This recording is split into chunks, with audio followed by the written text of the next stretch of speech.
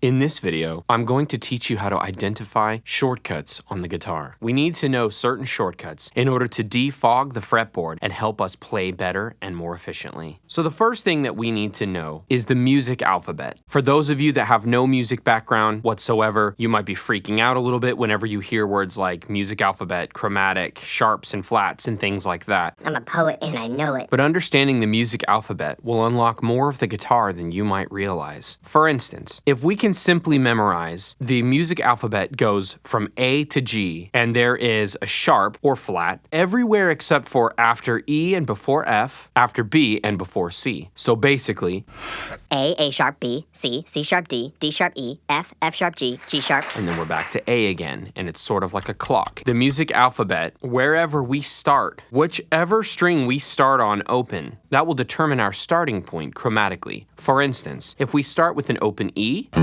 according to the music alphabet, our next note is F, and then F sharp, and then G sharp, and then instead of playing A here, we play it open, and so on and so forth. Once we sort of have a general initiation into that, we don't even really have to have it memorized. We can then identify shortcuts on the fretboard. What do I mean by that? Let me show you. Whenever we play a G chord, the root of the G chord is this note here, G.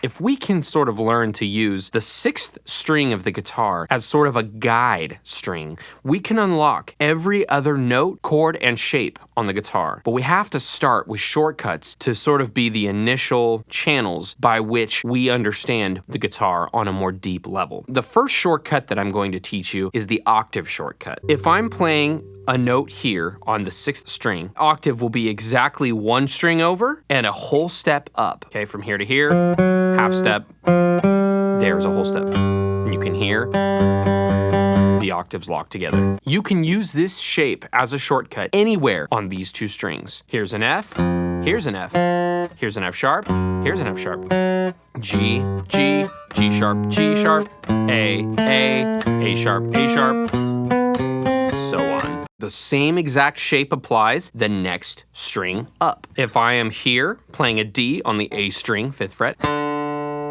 then exactly one string over and a whole step up will be my octave.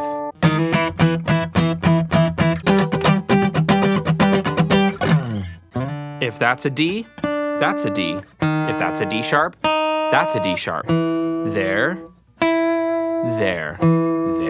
It gets a little bit tricky beyond that point. If we're trying to identify an octave starting from the D string, we need to go over a string, up a whole step, and another half step. Yes, it's confusing. I will explain more about why in another video. But essentially, we've got 4th string G, and we've got 2nd string G. Okay, 3rd fret, 5th fret, 8th fret.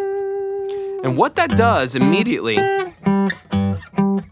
if we can memorize just those 3 notes alone, that moves us that much closer to understanding the rest of the fretboard on a deeper level. Now, a little less confusing, it's the same thing if we go up to the G string to find the next octave.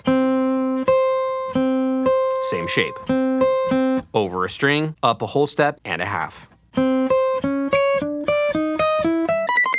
The next shortcut I'm going to teach you is the 12th fret shortcut. You might look at the guitar and you might think, holy crud, I have no idea what any of this means beyond doing that, and maybe even like that. You look at this and you're like, what am I even supposed to do with this? There's so many frets there. I'm going to hopefully help remove some fretboard fog by giving away this secret. If we are playing in standard tuning, and I am indeed playing in standard tuning, 440 hertz, each of these strings is tuned to E, A, D, G, B, and little e. That means at the 12th fret, once we've gone through the entire music alphabet, we will land on E, A, D, G, B, and E again. Just one octave exactly up. That also means that everything from here all the way to the sound hole is the same as it is starting from the open position. Let me explain. If this is a G note here on the 3rd fret, exactly 12 frets up, that's a G note again. If this is a D note here on the 5th fret, of the A string. That's a D note there on the 17th fret of the A string.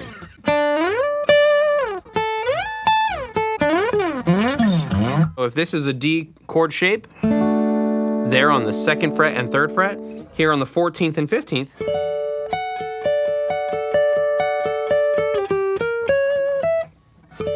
it'll be the same. So we have the octave shortcut,